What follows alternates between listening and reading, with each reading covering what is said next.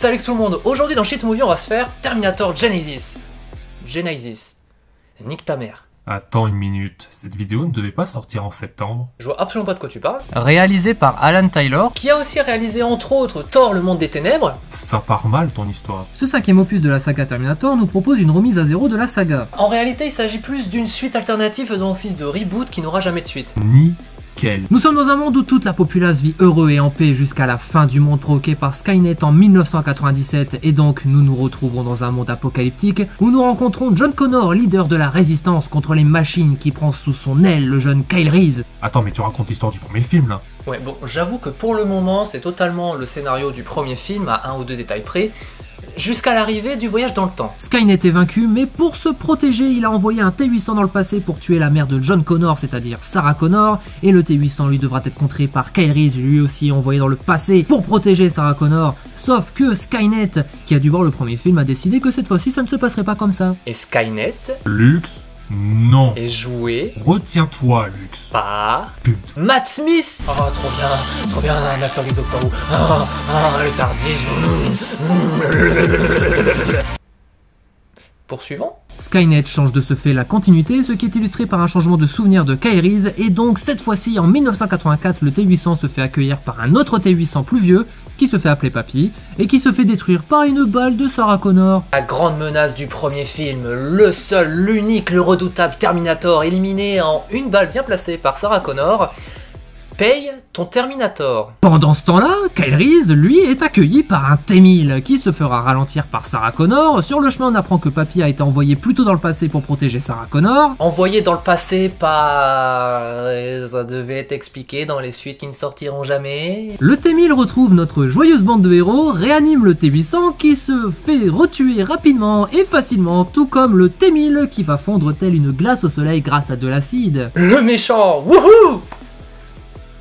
Non? Une puce venant du futur est piquée au T-800 pour activer une machine à voyager dans le temps. Seul Papy restera en 1984 pour préparer le terrain, alors que Kyle et Sarah, eux, sont go-to 2017 pour combattre Skynet devenu Genesis.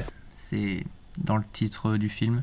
Et après une arrestation, ils sont rejoints par John Connor qui se fait tirer dessus par Papy car John est devenu un Terminator, John qui sera maîtrisé par un IRM. On apprend que John a été transformé par Skynet et qu'il bosse sur une machine à voyager dans le temps et du métal liquide, pendant que nos héros se planquent dans un bunker pour s'armer, avant d'être rejoints par John, et ça part en course-poursuite. Nos héros sont de nouveau arrêtés. Non mais sans déconner, ça fait 2 fois en 20 minutes qu'ils sont arrêtés par les flics. Alors les Terminators sont en carton, les héros sont en carton. John qui les poursuit en hélico, avant de se faire de nouveau maîtriser. Les héros arrivent à Genesis, rejoints par John Connor, qui se fait balayer. Le gars c'est l'élu, le chef ultime contre la grande menace des Terminators. Le gars il est badass, il a des compétences de combat abusées. Il se fait transformer en Terminator, l'une des plus grandes menaces qu'ait porté ce monde. Et il se fait littéralement enculer à chaque combat. Et alors que les 3 héros veulent faire exploser le bâtiment, John revient. Encore. Ouais en fait le film aurait pu s'appeler Terminator John Be Back. Tu sais par rapport à la phrase de Schwarzy, I'll be back.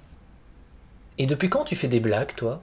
La machine est activée mais ne pouvant pas voyager dans le temps dû à un manque de technologie. Le T-800 le maîtrise, les 2 machines explosent, la fin du monde est évitée, et fin du film. Ah oui, j'ai oublié le dernier détail qui illustre totalement le problème de ce film. Ah non pardon, c'est pas fini, il faut faire durer la gastro. Alors du coup, alors que tout est détruit, Papy revient, il a survécu car la machine l'a mise à jour, faisant de lui un tout nouveau Super Terminator. Non, mais on a un Terminator joué par Schwarzy, vieux, qu'on appelle même Papy, qui est indestructible, mais même s'il meurt, on le met à jour. Terminator joué par Schwarzenegger ne peut pas mourir. Et d'ailleurs, tout le film est une métaphore de ce qui ne va plus dans la saga Terminator. Ce film veut être une suite en faisant plaisir aux fans, en laissant Schwarzy dans le rôle titre, tout en rendant hommage aux 2 premiers films, mais en même temps être dans un univers parallèle, faisant donc office de reboot, tout en restant plus ou moins dans l'univers d'origine. Faites un reboot, un vrai, et on va même pas parler de Dark Fate, qui concrètement est encore pire en termes de on veut faire un reboot mais on l'assume pas. Arrêtez de massacrer l'histoire d'origine pour en faire un truc incompréhensible, et en plus qui est chiant à regarder. Oui non parce que je l'ai pas dit